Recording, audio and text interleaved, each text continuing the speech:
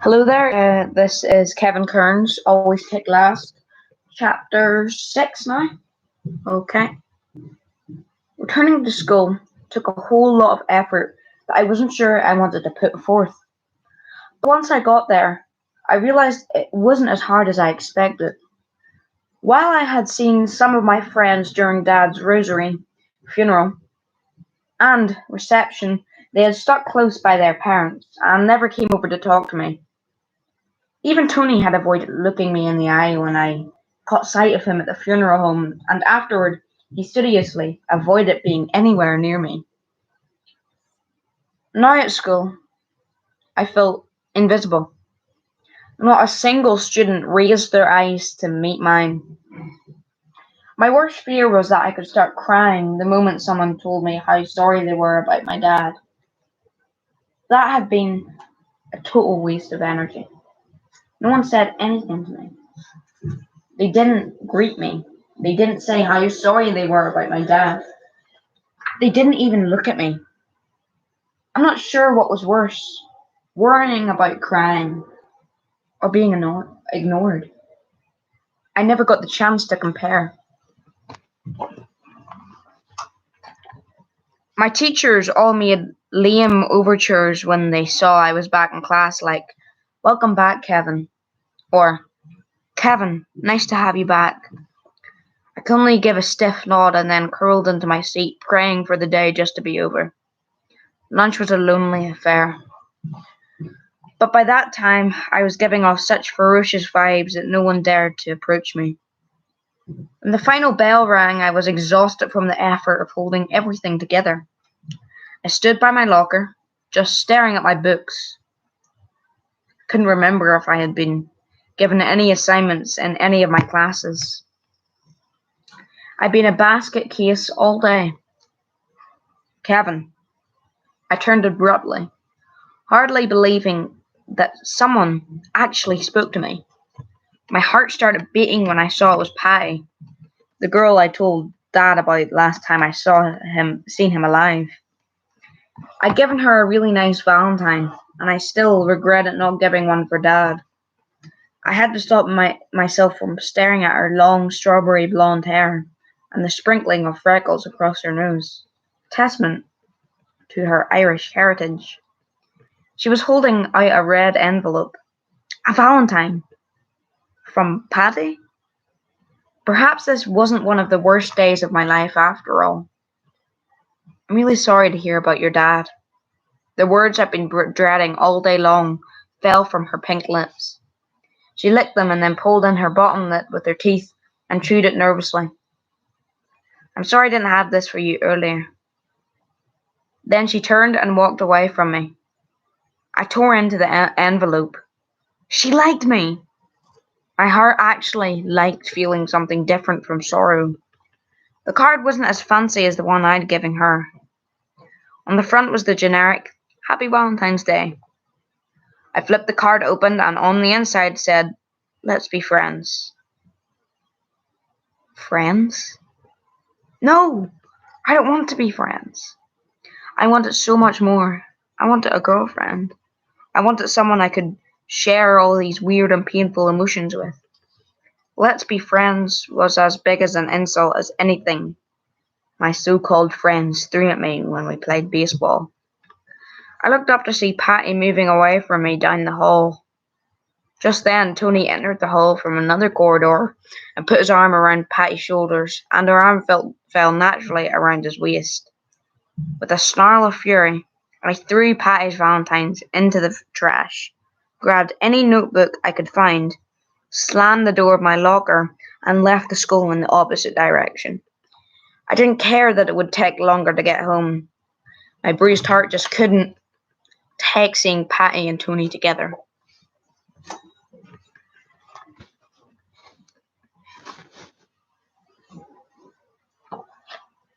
The days melded into a solid mass of misery.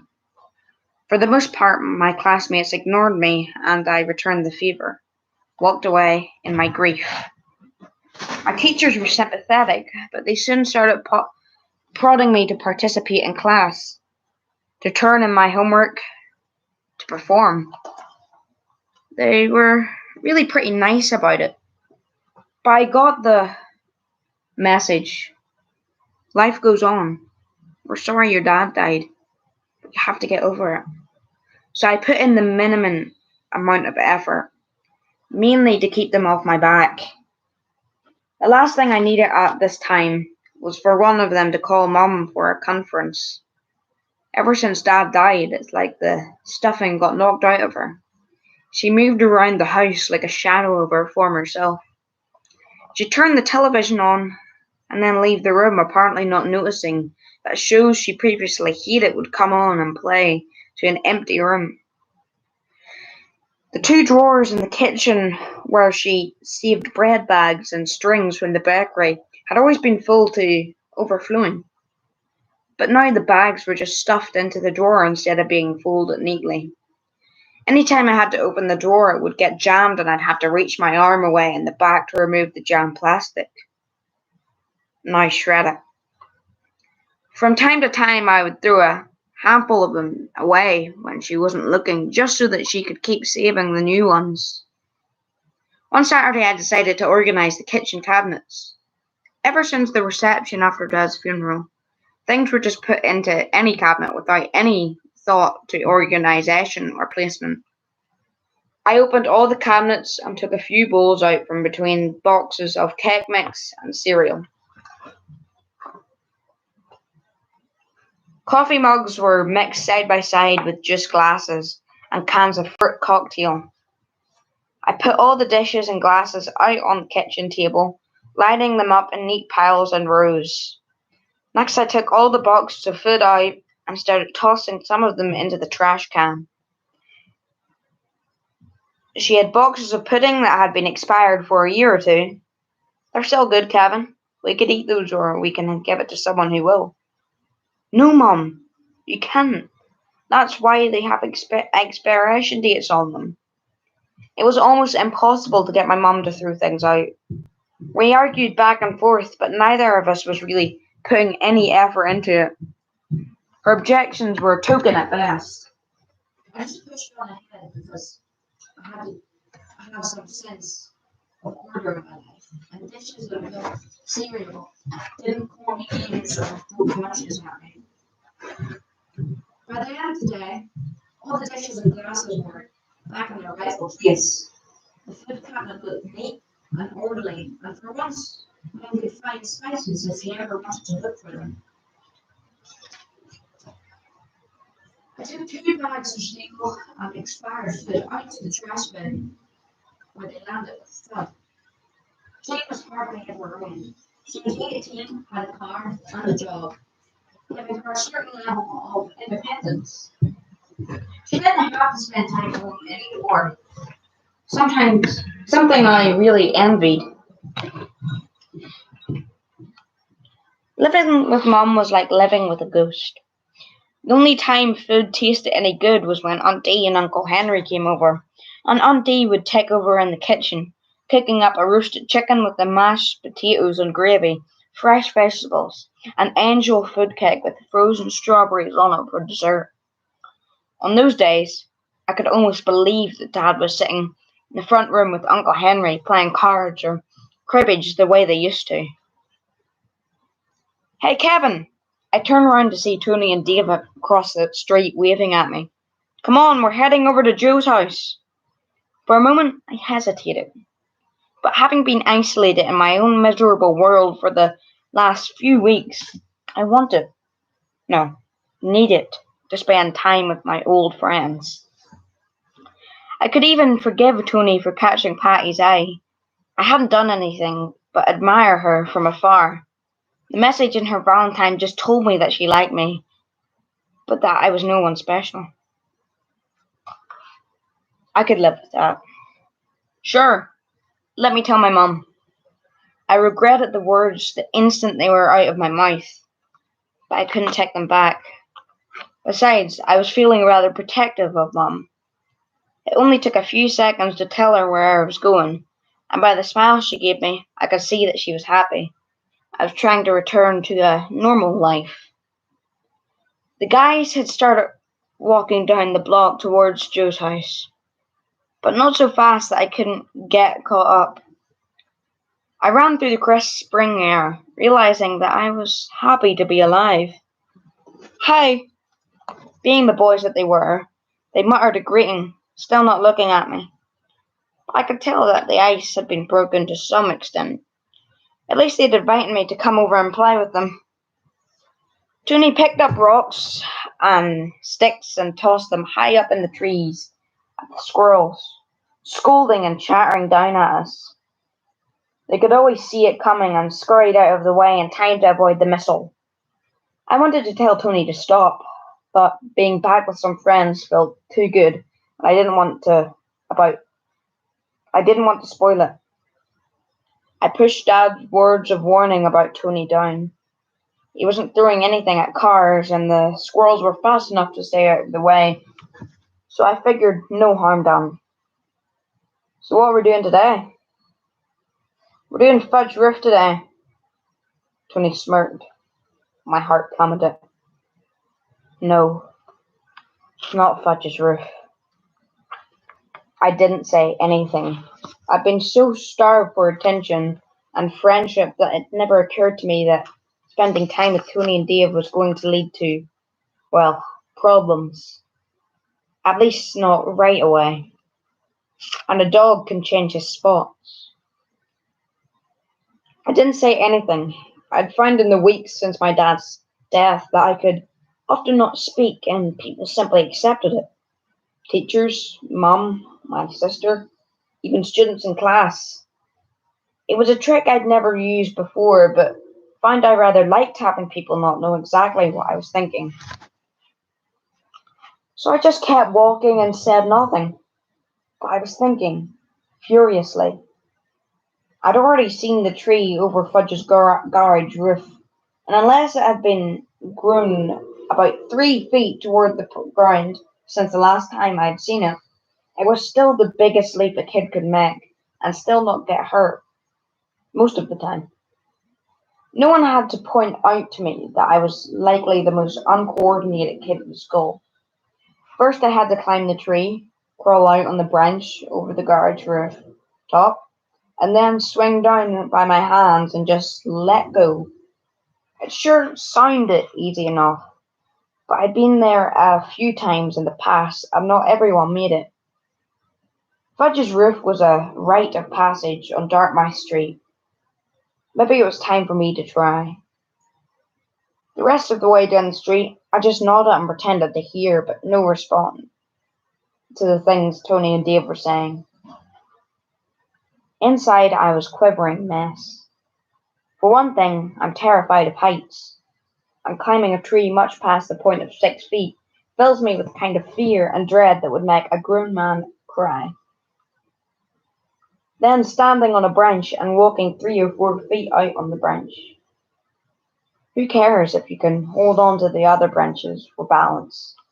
They're not going to give you any kind of support if you fall. They'll rip away in your hands.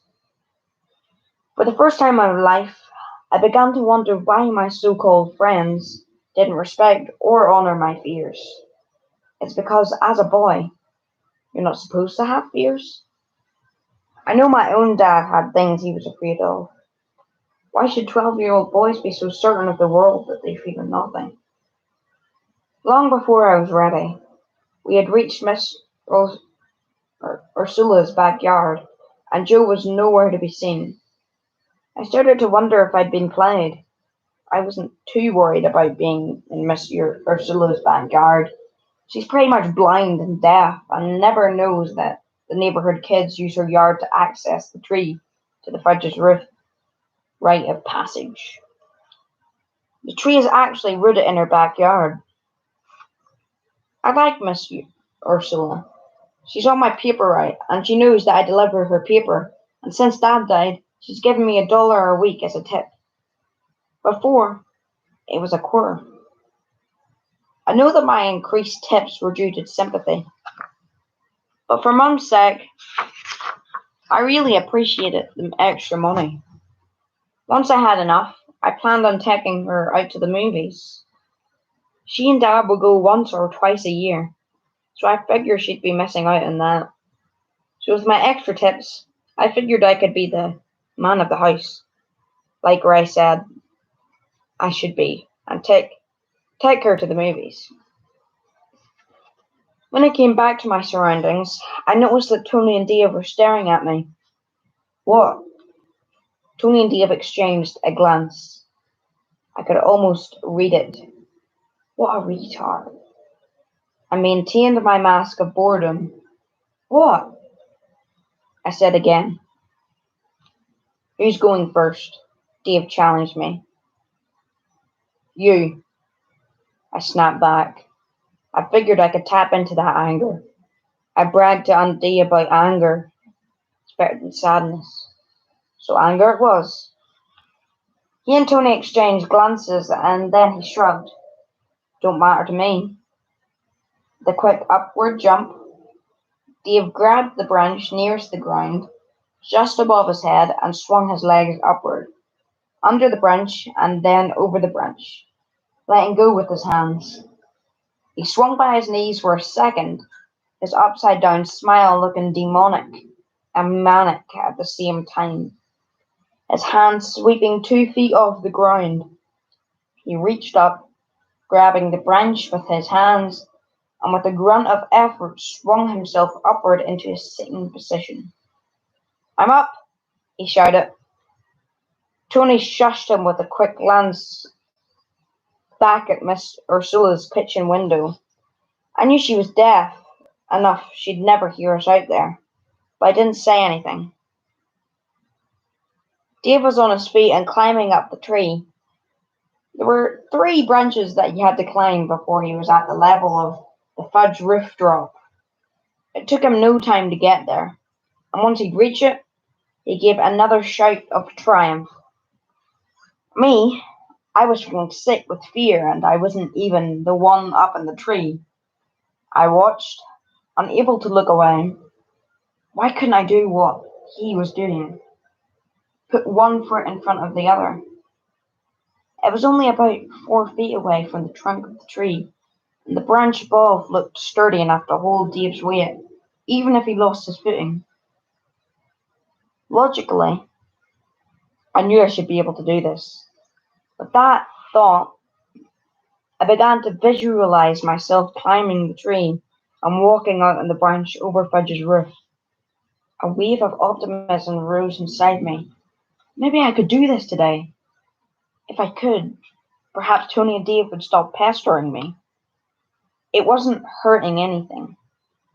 It wasn't like the night Tony had chucked a rock at the windshield of the car of the one-armed man. Turned around and glanced at the kitchen window. Good. No Miss Ursula. The last thing I wanted to do was to scare her by seeing strange shapes in her backyard. With the whoop of triumph, Dave jumped onto Fudge's roof and did a few steps like a football player. He'd catch a touchdown pass. When he ran over to the side and flung himself over the edge, holding onto the roof with his hands, he let go and managed the 2-foot drop with great aplomb. My heart dropped into my stomach. There was absolutely no way I could do this. Tony was already leaping up for the branch and was soon swinging by his knees, just as Dave had done. I watched and he followed exactly in Dave's footsteps, up the tree, across the branch, down onto the roof, and then back to the ground. From across the fence now, the two were high-fiving one another, and then looked at me expectantly. It was now or never.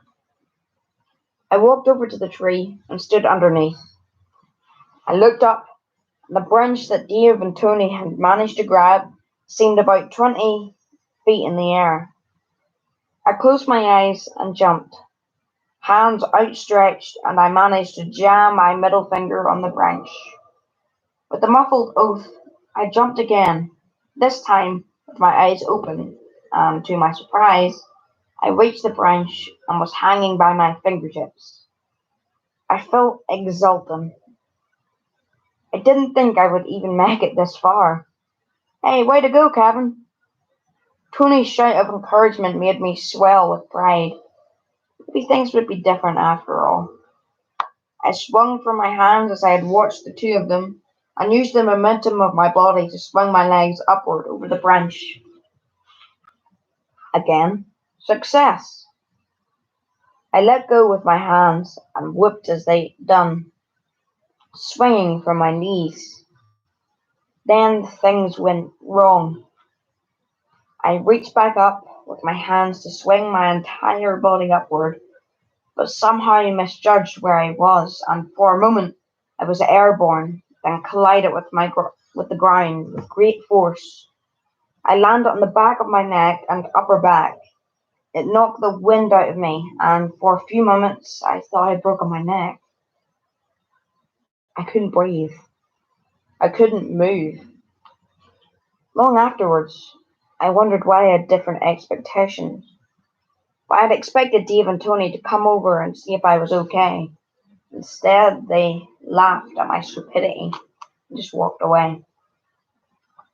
The sun shone through the haze of branches of the tree that betrayed me there in Miss Ursula's backyard. It mocked me as surely as the sound of Dave and Tony's voices moving down the block away from me. What an idiot I was. I was an idiot to think I could manage the challenge of Fudge's roof. I was even more of an idiot to believe that Tony, my closest friend, would have changed and been concerned for my welfare. The next Monday, I arrived at school before the morning bell, hoping to somehow redeem myself. I wouldn't be nagging Mum to open any time soon. Outside, it was a wet, grey April Saturday. I begun to live for the weekends where I could stay in pajamas until noon on Saturday. And today was just perfect. The weather matched my mood.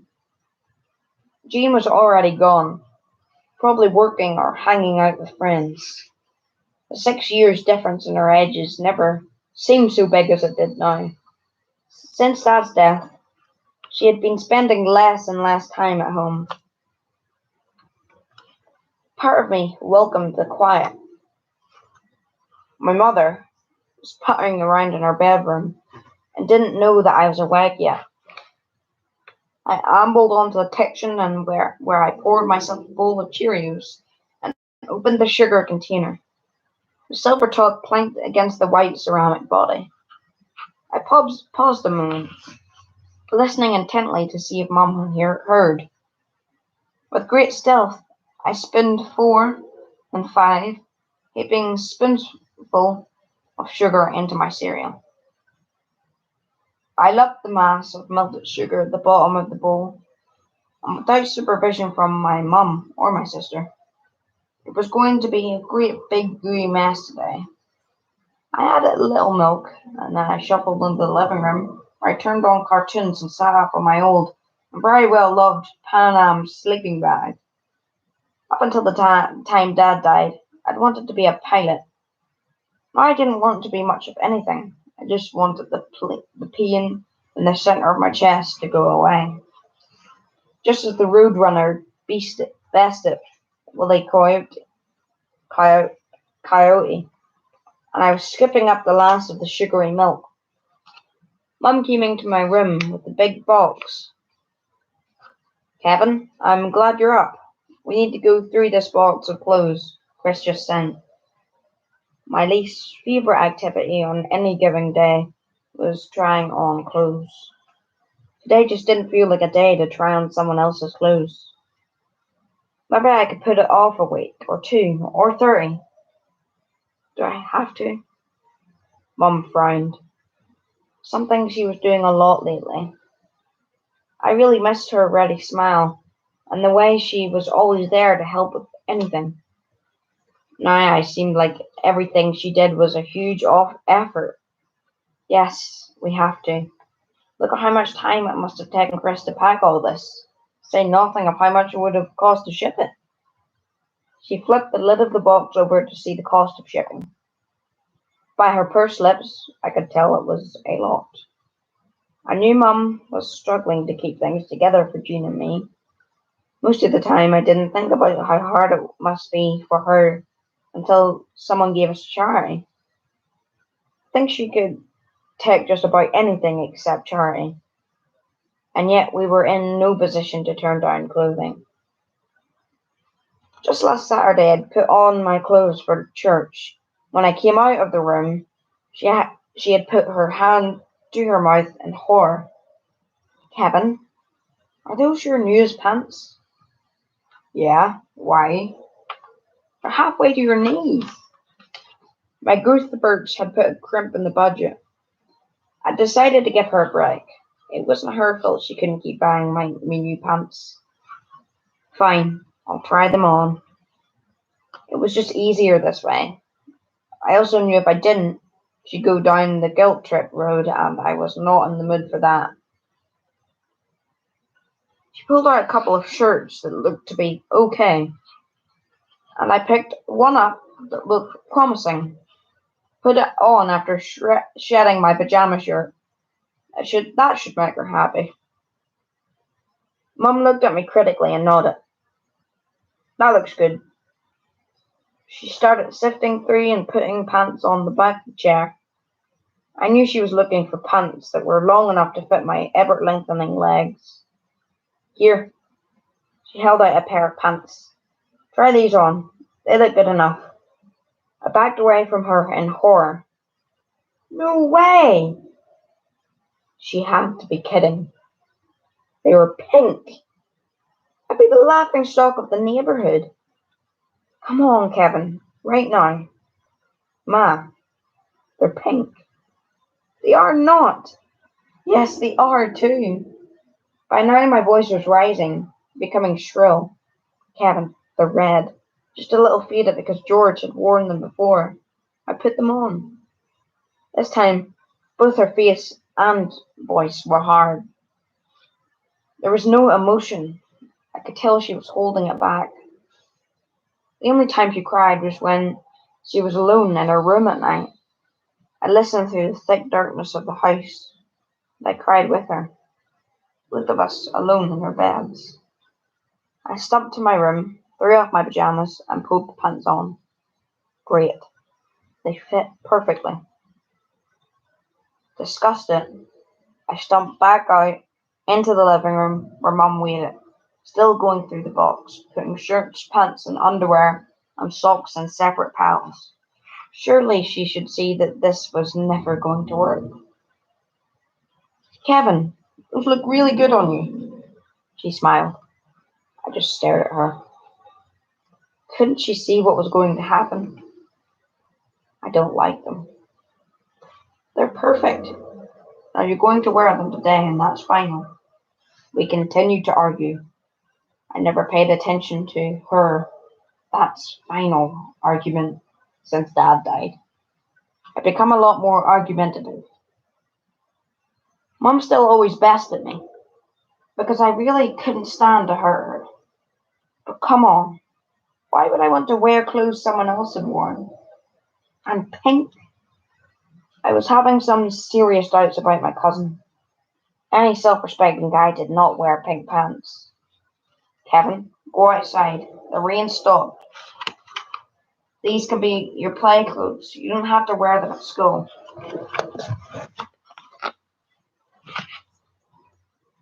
That pronouncement, she picked up the clothes that were the right size and marched into my room. I started putting my cousin's hand-me-downs into my bureau drawers. And to make matters worse, she started taking out some of the clothes that were my favourites. No, don't take that shirt.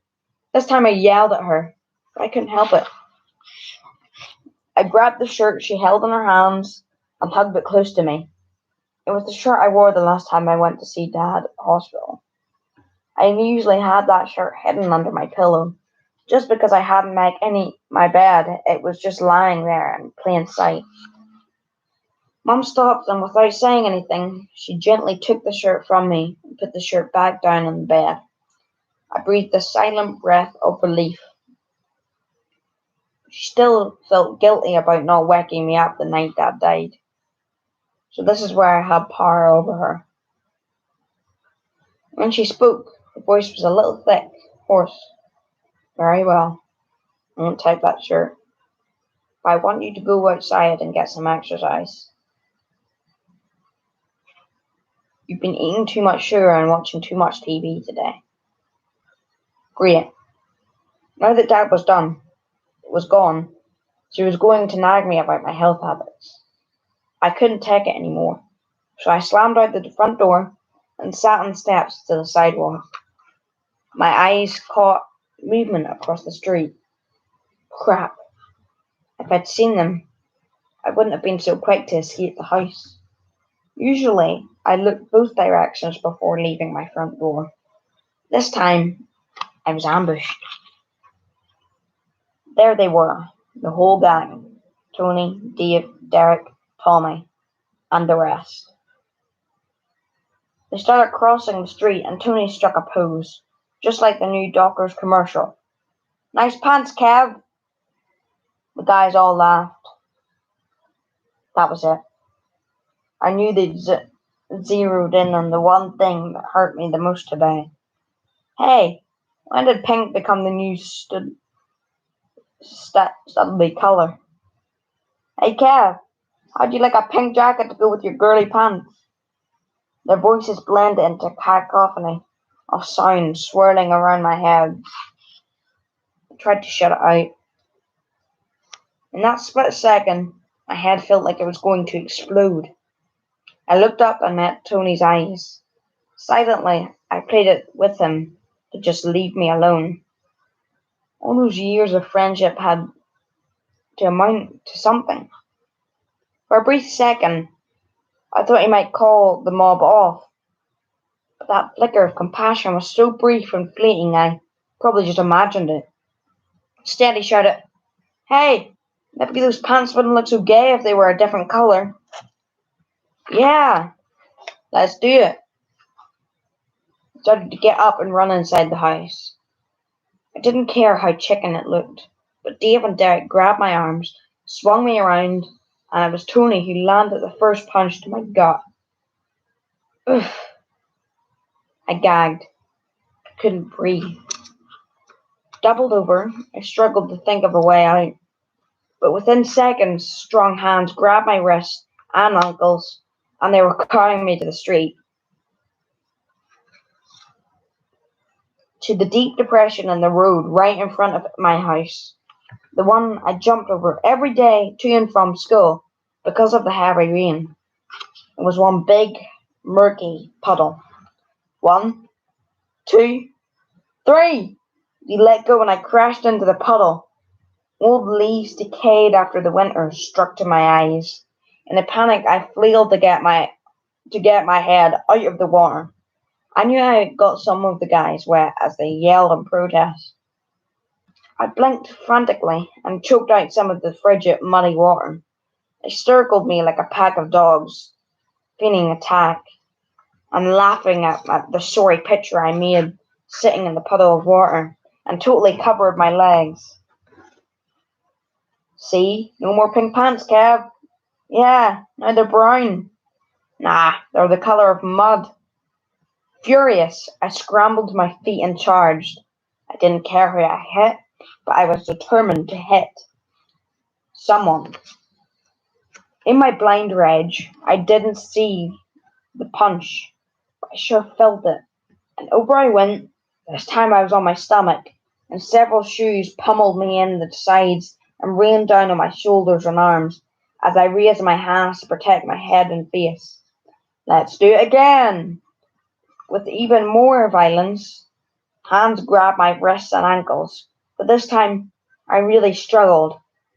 I fought as hard as I could, screaming and writhing like a wild thing until someone, I think it was Derek, grabbed my hair and jerked my head back, put his face next to my ear and growled, "Keep fighting, you little pissant, and you'll never walk again." I felt my insides turn to liquid. He sounded like he meant it. This time, because I was face first. I saw the puddle coming, and it came fast. I didn't have enough time to take breath, because my face was already underwater when I kneeled in.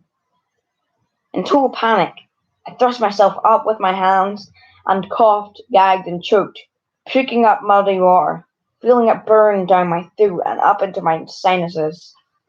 I got the cold feeling of fear inside my chest. These guys had crossed some kind of line today. In a panic, I pushed myself up and tried to run, but I was surrounded again and again. They picked me up and threw me into the puddle. Once I hit my head on the edge of the sidewalk, my vision spun, and I saw the stars. And for a moment, the world went black, but it was only just for a moment. My one-time friends had turned into a frenzied pack of wild animals, and I was their terrified prey. I learned to not get up. If they wanted to throw me into the puddle, they would have to work it by picking me up out of the puddle themselves. The first time I didn't fight. I just lay there, eyes closed, feeling the cold texture of the roadway underneath my bruised cheek. Grit and mud had worked their way underneath my clothes, and I felt limp and breathless. I thought I was dying, but my body continued to fight to live by gasping great big gulps of air. It was the only sound I could hear when I heard them coming back at me, grunts and growls and snarls. This time they decided to cover me with mud and leaves. They were all covered with muddy water by this time, so they no longer cared if they got dirty. I felt each donation of rotting vegetation land on my body and felt like I was being buried alive. At first, I just lay there and surrendered until they started to bury my head. That's when I discovered something. I still had plenty of will to live. With a roar of rage, I clambered to my feet and rushed at the first boy in sight. It happened to be Tony. I rushed him and tackled him by the waist, swinging us both the momentum of my fury, and we both landed in the puddle. I felt a certain amount of satisfaction as a grunt of pain, but Tony's friends quickly extinguished my momentary triumph. They threw me into the puddle again, kicked all the collected debris onto me, and then with their feet they kicked me at me, holding me down, then began pushing my face under water. That's enough! I barely heard the words. My ears were so full of mud and water, but the vicious hands that were vices let me go, and more quickly than others. Tony, you're an ass. He's had enough. Leave him alone. It was Tony's older brother, Mark. I'd seen Mark plenty of times, but because he was older, I never spent any time around him. I was just grateful the attack was over.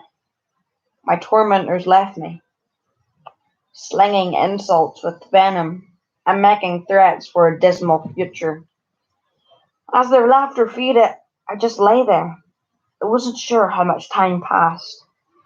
Maybe part of me hoped a car would just come along Dartmouth Street and take me away from this life.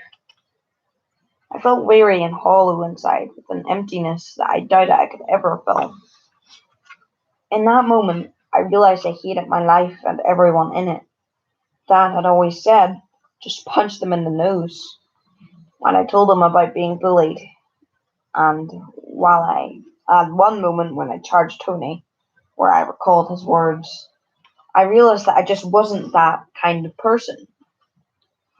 I didn't want to hurt people. I didn't want to inflict pain. For a 12-year-old, I'd endured enough pain already for a lifetime. And if I had to inflict pain on someone just to be able to live in peace, well then maybe I didn't want to be in this world. I rolled over onto my back. My injuries began to throb, and my laboring heart began to slow and settle into a comforting throb, throb, throb. I could feel my breathing return to normal. I was cold, wet, and shaking with emotion.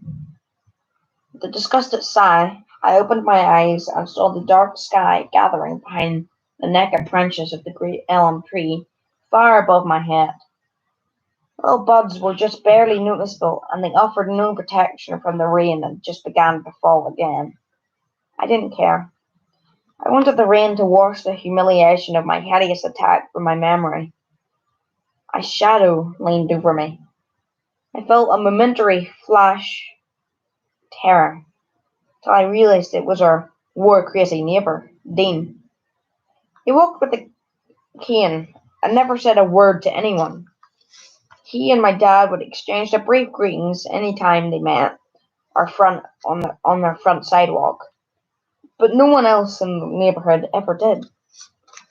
Normally, I would have been terrorised to be this close to Dean.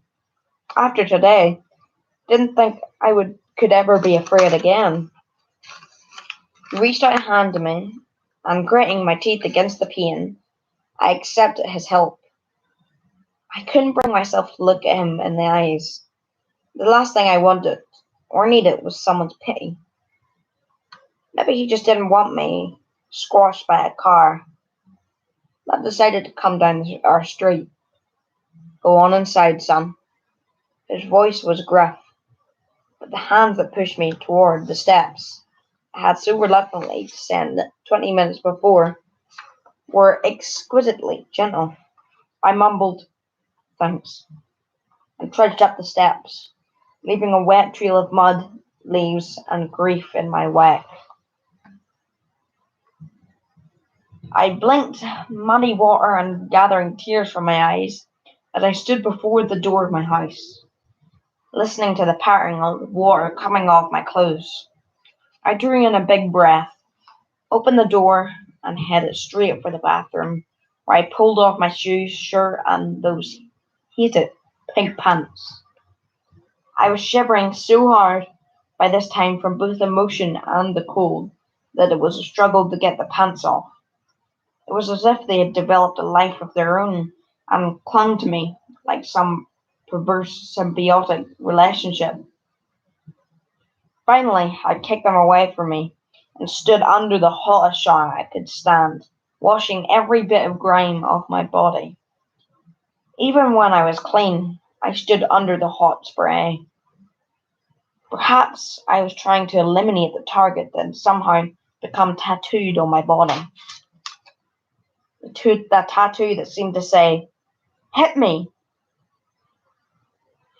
My anger against Tony had begun simmering beneath my surface.